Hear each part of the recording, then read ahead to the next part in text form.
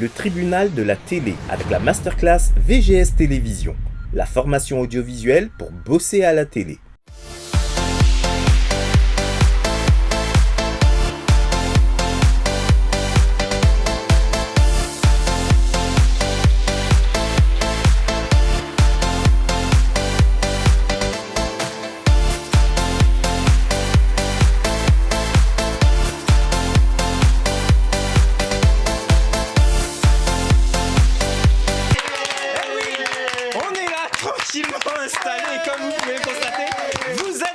Le tribunal de la télé, l'émission de la bonne humeur et de la joie sur la chaîne People 24. Vous le savez, c'est votre rendez-vous. On se retrouve comme ça chaque soir à partir de 21h sur People 24. Et vous le savez, cette émission est faite en partenariat avec un centre de formation audiovisuelle. Et oui, parce que la chaîne a décidé de faire émerger plein de nouveaux visages et vous allez les découvrir dans quelques instants. Mais je vous le garantis, parmi eux se trouvent de véritables stars de la télévision. Dans les années à venir, vous verrez, ils deviendront de superbes animateurs télé. Immédiatement, on va pas perdre de temps. Je vais vous présenter mes invités autour de la table. On va commencer par elle. Elle est là. C'est la charmante Judith qu'on applaudit bien fort. Bonjour Judith.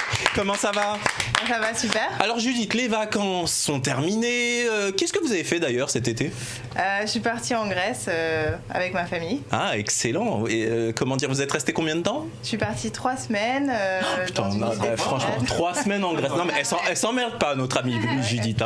C'était bien. Ouais, c'était super bien, mais pas hyper reposant avec les enfants. Mais bon. Bon, ce qui compte, c'est que là, vous avez quand même ressourcé. Vous êtes prête à nous donner plein de bonnes news dans le tribunal de la télé, j'espère. C'est ça. Bon, on l'applaudit. C'est Judith. À côté de Judith, il y a un visage, vous allez la découvrir. Elle s'appelle Joy qui nous rend visite aujourd'hui. Bonjour Joy. Comment ça va ? Ça va très bien, merci. Alors Joy, même question. Les vacances, qu'est-ce que vous avez fait ? C'est très bien passé. J'étais à Nice, donc voilà, détente, la mer, le soleil. Tout avec la famille aussi ou plutôt avec la famille aussi. Voilà, bon, tout le monde est parti en famille, à ce que je vois. Très bien.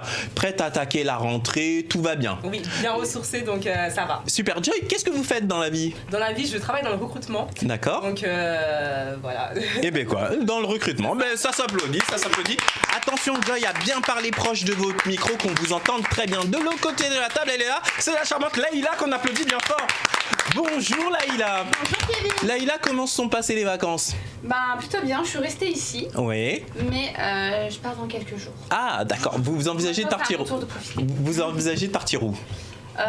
Peut-être à Marrakech ou en Turquie. D'accord. Voir ça. Alors, et le bébé, c'est pour quand, Laïla ? C'est pour novembre. Pour novembre, là, ça s'applaudit. Nous, on a hâte, parce que mine de rien, on le voit progresser, On a hâte qu'il arrive, en tous les cas. Merci beaucoup pour cette bonne humeur, ma chère Laïla. De l'autre côté de la table, elle est là, elle s'appelle Elisabeth, qu'on applaudit bien fort. Alors, Elisabeth, c'est un nouveau visage qu'on voit comme ça, qui vient nous rendre visite également. Elisabeth, même question, les vacances, comment ça s'est passé ? Je n'ai pas eu de vacances, j'ai travaillé pendant toutes les vacances. D'accord, boulot. Ah ben il en faut, vous voyez, pendant que les gens sont en vacances, il faut bien qu'il y ait des gens qui soient là pour s'occuper aussi des autres. Vous travaillez dans quoi pendant ces vacances ? Dans le commerce. D'accord, j'espère qu'en tous les cas ça vous a fait une bonne expérience et que comme on le dit, il faut poursuivre parce que le boulot, il n'y a rien de plus important. En tous les cas, on va faire sa connaissance tranquillement. Elle s'appelle Elisabeth. À côté d'Elisabeth, lui il est là tout le temps, on le voit tout le temps. C'est mon acolyte Vincent Roncelli qu'on applaudit bien fort. Bonjour Vincent. Bonjour Kevin. Mais Vincent, dites-moi, et les vacances ? Je vous ai pas vu là, j'ai vu sur les réseaux sociaux, ça postait par-ci, par-là. Des biberons, couches. Et voilà. Et le bébé il est encore là, il y a 3 semaines, ma compagne, le bébé il est parti. Et voilà. Il est parti bien dans son land. Donc ça lui fait 3 semaines maintenant. C'est ça, exactement. Oui. Vous me rappelez son prénom ? Céleste. Ah là, quel joli prénom. En tous les cas, cette Céleste, on lui souhaite la bienvenue dans ce monde. Oui. On espère que l'humanité lui réservera de bonnes surprises, parce qu'avec ce qui se passe actuellement autour de la planète, des fois on se dit c'est compliqué aussi. Il va falloir faire des efforts, lui. Bon. En tous les cas, vous l'avez vu, ils sont tous là, ils sont prêts à vous apporter de la bonne humeur et surtout beaucoup d'infos. D'ailleurs, on va pas perdre de temps immédiatement, on regarde le sommaire et on attaque juste après.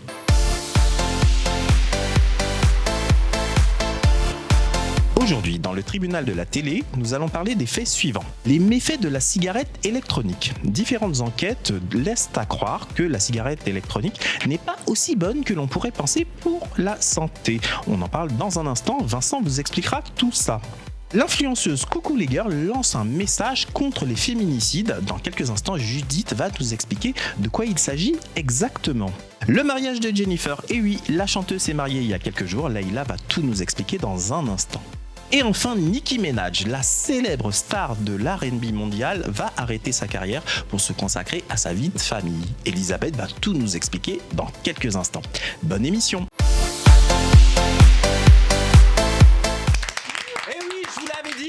On va parler vraiment de beaucoup de choses aujourd'hui. D'ailleurs, on va donner immédiatement la parole à notre ami Vincent. Vincent, de quoi vous voulez nous parler aujourd'hui ? Eh bien, je vais vous parler d'un sujet qui commence à être de plus en plus sérieux, car vous savez qu'aux États-Unis, je ne sais pas si vous avez déjà entendu, mais il commence à y avoir des personnes qui malheureusement meurent après du vapotage, c'est-à-dire la cigarette électronique. Pour le moment, on compte près de 5 personnes, dont une qui aurait utilisé la cigarette électronique avec du THC, donc qui est l'équivalent du cannabis.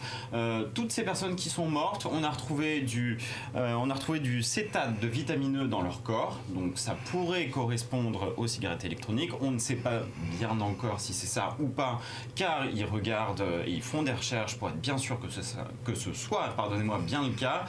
Maintenant, dans l'état du l'Illinois, vous avez la plupart des jeunes qui ont entre 19 ans et qui utilisent la cigarette électronique auraient des problèmes pulmonaires. Donc maintenant, on n'est pas au courant si ça fait du mal ou pas, mais en tout cas, il y aurait près de 5 personnes qui seraient mortes et des recherches sont en cours pour prouver si c'est la cigarette électronique qui fait du mal ou pas. Mais c'est un sujet qui est très sérieux et dont on voit des cas de plus en plus, que ce soit aux États-Unis ou tout simplement en Europe. Bon, écoutez, en tous les cas, moi je vous applaudis Vincent pour avoir mis ce sujet sur la table, mais moi je voudrais vraiment avoir votre opinion à tous, parce qu'effectivement on se disait la cigarette électronique jusqu'à présent, c'est comme ça que ça a été un petit peu vendu, c'est un substitut à la cigarette classique parce que c'était très nocif, et voilà que de plus en plus d'études laissent entendre que c'est pas aussi bon que ça. D'abord, autour de la table, qui est fumeur ? Franchement. Ah, il n'y a aucun fumeur ici. Ancienne fumeuse, d'accord. Ouais. Vous avez réussi à arrêter. Ouais. Vous avez fumé pendant longtemps, Judith ? Pendant une dizaine d'années. Et comment, du jour au lendemain, c'est très intéressant pour nos téléspectateurs qui regardent et qui essaieraient d'arrêter de fumer. Comment, du jour au lendemain, vous avez dit, c'est bon, j'arrête ? J'ai eu un enfant et du coup, étant enceinte, je ne pouvais pas fumer. Et après, j'ai pas vraiment repris. D'accord. Vous avez vraiment réussi à couper court dès lors qu'il y a eu le bébé, oui, et après, vous n'avez pas... en fait, l'odeur de la cigarette, être fumeur passif, ça me... Mais c'est assez marrant ce que vous dites, Judith. Je vais revenir bien sûr sur le sujet dont vient de parler Vincent, mais je remarque que beaucoup d'anciens fumeurs, une fois qu'ils ont arrêté, mais ils sont littéralement écœurés de la cigarette. C'est assez étrange, quoi. Parce qu'on pourrait se dire, après tout, ils ont connu la cigarette, et eux, du coup, ils sont totalement écœurés. Est-ce que vous-même, Leïla, la cigarette, c'est un truc auquel vous aviez déjà songé ou pas du tout ? Non, puis là, dans ma situation actuelle, vaudrait pas. Oui, là, clairement. Mais moi, j'ai mon mari qui est fumeur et c'est vrai qu'avant, l'odeur me dérangeait pas du tout. Mais depuis la grossesse, je ne supporte pas l'odeur de la cigarette. Donc en ce moment, à chaque fois, les grands coups. J'imagine. Et vous-même, Elisabeth, est-ce que la cigarette, c'était votre truc ou vous, pas du tout ? Moi, pas du tout. Je déteste l'odeur de la cigarette. D'accord. Et si à côté de vous il y a une personne, je sais pas, dans les transports qui se met à fumer ou etc. Non, je change de... Changer de chemin directement. Je vais poser également la question à Joy, la cigarette, et vous ? Moi je rejoins Elisabeth. Franchement, je supporte pas l'odeur de la cigarette. Donc par rapport à ça, je fuis les terrasses. Pourtant, j'aime bien profiter de l'air quand je suis au restaurant. Mais par rapport à ça, je préfère rester à l'intérieur. Nos cigarettes. Non mais c'est fou parce que maintenant le combat entre les fumeurs et les non-fumeurs, les fumeurs, j'allais dire les pauvres. Moi, quelque part, je suis bien content parce que je pense que c'est bien pour la santé. Mais ceci étant dit, on est dans un pays de liberté, les gens font aussi ce qu'ils veulent et tant que c'est en vente libre, voilà. Mais pour en revenir au sujet que Vincent a mis sur la table, moi, je voudrais vraiment avoir votre sentiment là-dessus. Le fait que justement, la cigarette électronique, alors qu'on nous présentait ça comme je dirais, la solution de substitution, et ces études, justement, Vincent, qui montrent que c'est de plus en plus dangereux. On attend quand même un bon nombre de résultats. Ce qu'on peut constater, c'est qu'en tout cas, les personnes qui utilisent la cigarette électronique, bizarrement, la plupart de ces personnes ont un problème pulmonaire qui se ressemble, qui ont un point commun. Maintenant, il y a plusieurs recherches qui vont être mises en place, mais c'est sûr que ce liquide qu'on utilise dans cette cigarette électronique, on ne sait pas vraiment ce qu'elle contient. Au début, quand la cigarette électronique était sur le marché, on vous vendait, comme vous disiez, comme un élément de substitution. Bon, c'est vrai que c'est toujours moins dangereux qu'une cigarette électronique, mais il y a des risques, de forts risques d'avoir des problèmes pulmonaires. Donc bon, la meilleure solution, c'est qu'on arrête de fumer, on arrête de vapoter, ça c'est sûr, ou en tout cas de limiter, parce que le problème, c'est que quand certains fumeurs passent à cette solution, au final, ils tirent beaucoup plus dans cette cigarette électronique, ce qui n'est pas forcément mieux. Donc le mieux, c'est de se mettre au vert, c'est peut-être de faire de l'hypnose, qui peut marcher, ça peut marcher sur certaines personnes, et prendre sur soi, oui, ça peut être la solution. Alors c'est aussi facile pour nous là autour de la table, on va se parler franchement, il n'y a pas de fumeur, mais mettons-nous aussi à la place d'un fumeur, c'est quand même difficile pour arrêter pour certaines personnes, et là on leur dit ils ont basculé vers la cigarette électronique, on leur laisse entendre également que là c'est dangereux. Moi je me permets quand même de relativiser un tout petit peu, parce que là dans les exemples que vous avez donnés, vous avez dit il y a 5 cas de décès, n'est-ce pas? Un qui aurait pris qui aurait vapoté du cannabis puis avec du THC. Bon, déjà si il vapote avec des substances elles-mêmes qui sont dangereuses, c'est quand même un petit peu compliqué, ce qui veut dire qu'il y aurait eu 4 cas, mais excusez du peu, 4 cas au niveau mondial par rapport aux dégâts de la cigarette qui, elle, pour le coup, fait vraiment des millions de victimes. Moi, je trouve que ça peut quand même valoir le coup de passer au vapotage plutôt que la cigarette classique. Oui, mais en même temps, regardez, quand vous commencez par la cigarette normale, vous voyez pas les effets tout de suite, mais c'est au bout de plusieurs années qu'on peut voir les effets. Je suis d'accord avec vous, mais là, il y a que 5 cas. C'est quand même à l'échelle de l'humanité, c'est pas... Au niveau de l'Illinois, comme je vous ai dit, où ils ont prouvé que des jeunes qui avaient 19 ans et qui tous commençaient à utiliser la cigarette électronique, ont commencé à avoir des problèmes pulmonaires. Donc c'est quand même pris très au sérieux. C'est assez tôt quand même dans le lancement de la cigarette électronique, parce que c'est jeune comme produit. C'est jeune, pas tant que ça quand même. Ça a vachement commencé il y a à peu près 8 ans. Il y a 8 ans par rapport au tabac et aux cigarettes. C'est sûr. Voilà. Ça c'est sûr. À l'échelle, 8 ans, ça semble quand même assez jeune, mais en même temps, ça se rapproche. Bon, quoi qu'il en soit, moi ce que je vous propose, on va laisser tout simplement les téléspectateurs départager. Dites-nous ce que vous en pensez. Regardez, l'adresse s'affiche actuellement en bas de l'écran avec le hashtag le tribunal de la télé. N'hésitez pas à commenter, à nous dire ce que vous pensez, si vous êtes favorable à ce vapotage au lieu de fumer, si vous-même vous avez arrêté de fumer, expliquez-nous comment ça s'est passé. D'ailleurs, on n'hésitera pas à inviter un certain nombre de téléspectateurs pour avoir votre point de vue sur notre plateau. Immédiatement un petit jingle et on va continuer. Vous êtes bien dans le tribunal de la télé.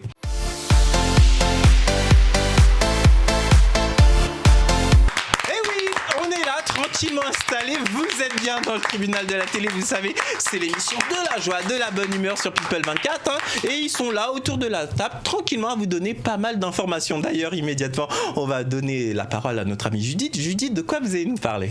Alors, je vais vous parler de l'influenceuse Coucou les Girls, alias Juliette Katz, qui a lancé un message assez poignant sur Instagram récemment, c'était au début de semaine, sur les féminicides. En fait, elle s'adresse au gouvernement, elle leur demande 1 milliard d'euros pour pallier toutes les infrastructures qui manquent au numéro le 39 19. Est-ce que son appel c'était une vidéo ou c'était une vidéo? Mais vous savez quoi? C'est la magie de la télé. On la regarde immédiatement et on en parle juste après. Aujourd'hui en France, depuis janvier 2019, plus de 100 femmes sont mortes sous les coups de leur conjoint ou ex-conjoint. En clair, une femme meurt toutes les 48 heures et le gouvernement ne fait rien. C'est inacceptable. Pour les femmes victimes, un unique numéro, le 3919, pour endiguer le fléau des violences conjugales. Merci Marlène Schiappa. Mais comment font ces femmes le week-end après 18h alors que ce numéro n'est pas disponible? Comment font ces femmes à 2h du matin alors que ce numéro n'est pas disponible?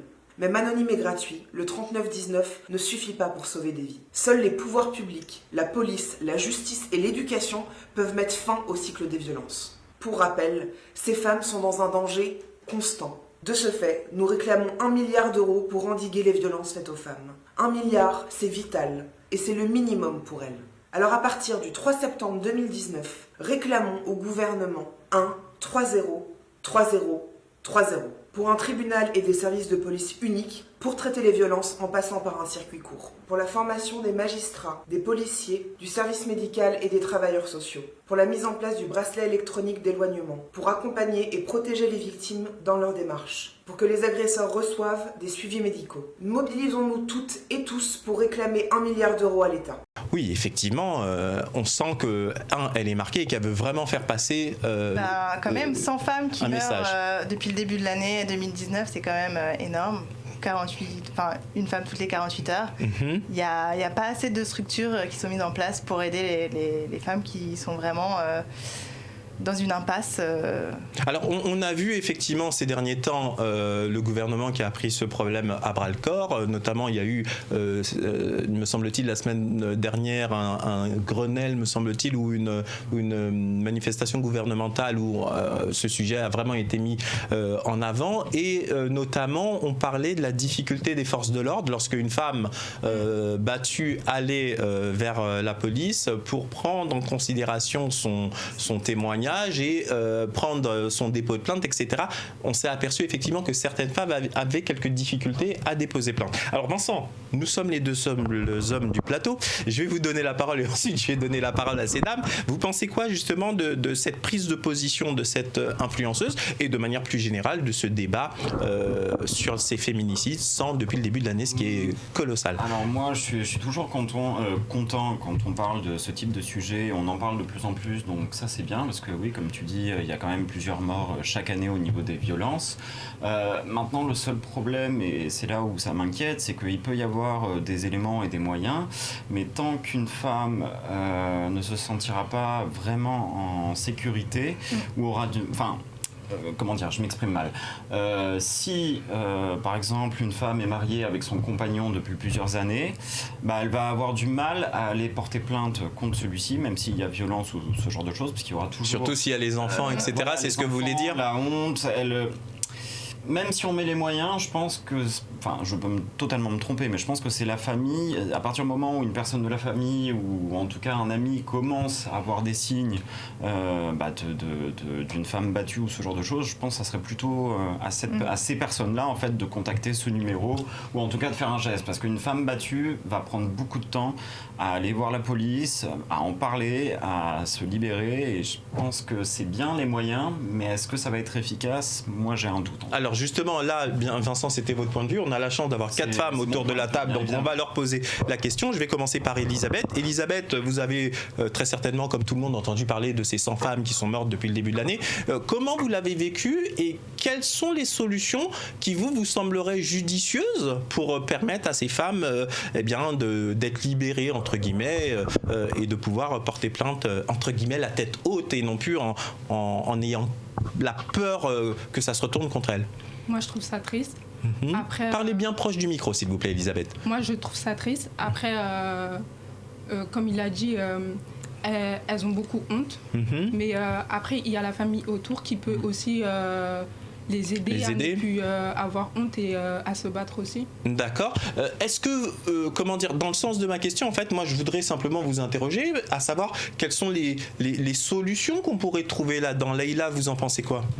Moi, je pense qu'on devrait quand même avoir comme des groupes de parole. Il y a des groupes de parole pour les alcooliques, des groupes de parole pour plein de choses. Pourquoi pas créer un groupe de parole pour justement... Alors attention, il y a justement cette ligne d'écoute qui, je le rappelle, est le 3919, où effectivement une femme battue peut appeler ce numéro. Elle est immédiatement écoutée. Mais il y a eu cette anecdote, effectivement, peut-être en avez-vous entendu parler, où le président de la République, justement, s'est rendu à ce numéro d'écoute. Et juste quand il est arrivé, il y a une femme de cette association, je ne sais même pas si c'est une association, mais de cet organisme qui écoute la parole des femmes, qui était en train d'essayer de convaincre un gendarme d'aller avec une femme à son domicile parce qu'elle voulait récupérer des affaires pour pouvoir ensuite partir de chez elle, mais son mari étant violent, elle ne pouvait pas y aller tout seul, et effectivement le gendarme a refusé de l'accompagner. Moi c'est autour de ce genre de solution que je voudrais vous interroger, mesdames. Qu'est-ce qui vous semblerait, je dirais, judicieux qui ferait que une femme n'aurait pas peur justement d'aller de l'avant? Est-ce que vous avez une opinion là-dessus, Joyce, en ce qui vous concerne? Oui, en fait, il faudrait que, selon moi, que ces femmes sentent que les moyens sont mis en place en fait pour les aider. Donc, c'est-à-dire quand elles se rendent au niveau des forces de l'ordre, il faut qu'elles sentent que leur problème est pris en compte et pas que les forces de l'ordre les renvoient en leur disant oui, là, il n'y a pas de preuves concrètes ou quoi. Il faut vraiment aussi que, selon moi, que les forces de l'ordre se sensibilisent et puis puissent apporter des solutions concrètes et en amont vraiment rapidement et pas attendre qu'il y ait un drame pour réagir. D'accord. Alors moi, je rebondis sur ce que vient de dire Joyce parce que ça me semble pertinent, effectivement. Mais vous voyez, on est dans une émission où j'aime bien dire une chose et son contraire dans la mesure où je veux susciter du débat. Moi, je me mets à la place des forces de l'ordre parce qu'actuellement, elles sont vraiment pointées du doigt quand on regarde ne serait-ce que différents reportages télé où oui, les policiers, les gendarmes, ils veulent pas prendre les dépositions des femmes qui viennent se présenter. Alors, ce que je vais dire, c'est peut-être pas politiquement correct, mais les policiers et les gendarmes sont énormément sollicités tout au long de la journée par tout un tas de choses qui, dans certains cas, alors attention, ce que je vais dire, ça peut paraître un peu même choquant, je l'admets, mais qui, dans certains cas, eux ne voient pas dans certaines démarches ou plutôt ne ressentent pas forcément le danger réel que court telle ou telle femme dans certains cas de figure. Sans compter, vous voyez, là, vous venez de dire une chose, alors je vais lancer aussi le débat. Vous venez de dire oui, il ne devrait pas remettre en cause la parole des femmes, etc.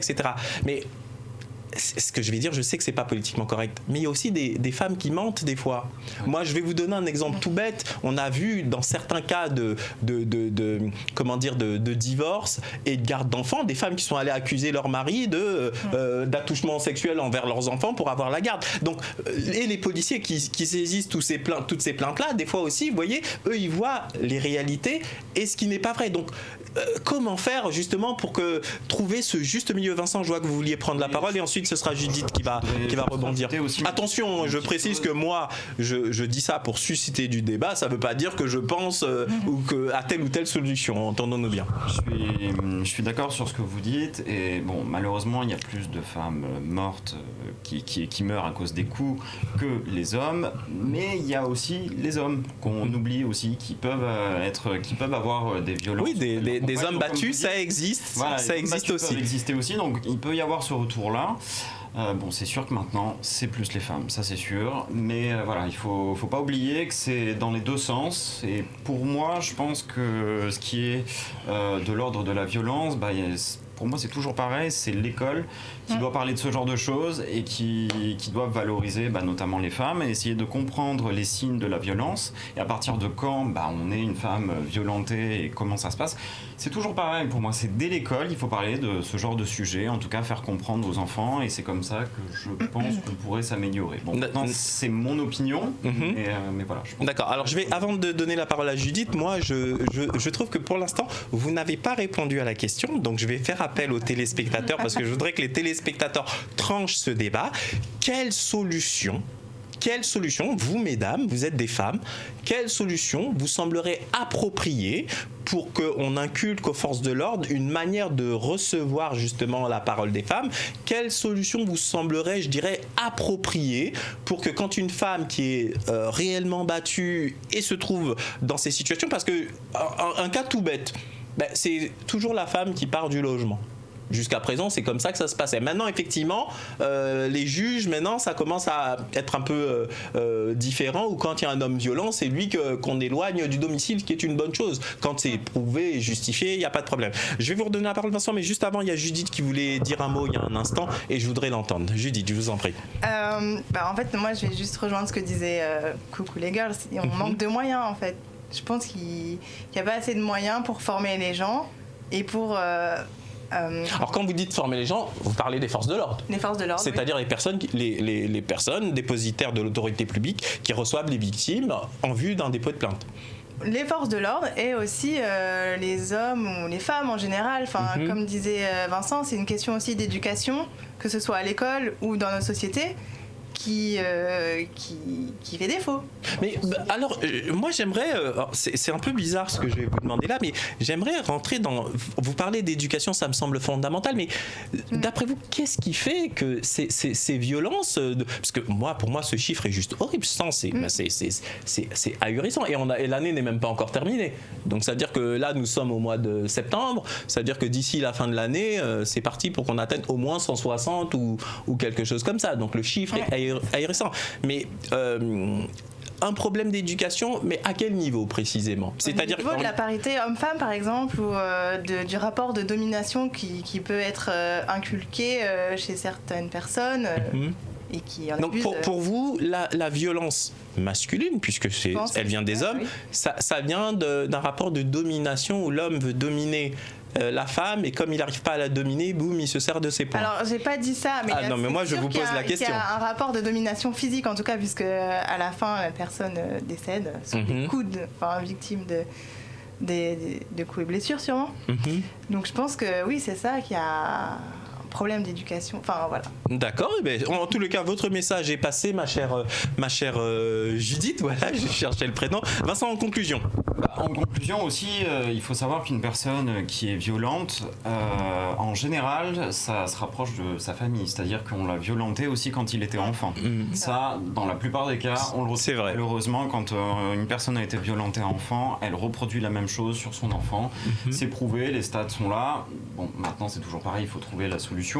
Sinon, il y en a une grande solution, mais comme tu dis, il faut les moyens, mettre une psy à chaque commissariat qui pourrait peut-être plus analyser en profondeur la personne, savoir si c'est vrai, si c'est faux, est-ce que la mettre dans le cocon. Pour moi, il n'y a que ce genre de personnes qui éventuellement pourraient mettre à l'aise et savoir donner...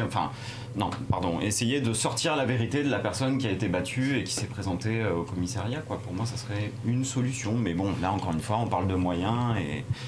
Bon, c'est déjà un début d'en parler de plus en plus, de mettre à l'aise les femmes, c'est déjà ça. Il faut peut-être y aller petit à petit. Bon, j'espère qu'un jour ou l'autre, on arrivera à ce que ça se termine. Bon, en tous les cas, le message est passé. Ce coup de gueule de cette youtubeuse a été entendu. Mesdames, si vous êtes dans cette situation, surtout, notez bien le numéro qui s'affiche actuellement au bas de l'écran. Il s'agit du 3919. N'hésitez pas à appeler. Vous allez être écoutés par un service de personnes qui sont là pour vous et qui vont vous apporter un peu d'aide. Nous, immédiatement, c'est la publicité et on se retrouve juste après. Vous êtes bien dans le tribunal de la télé.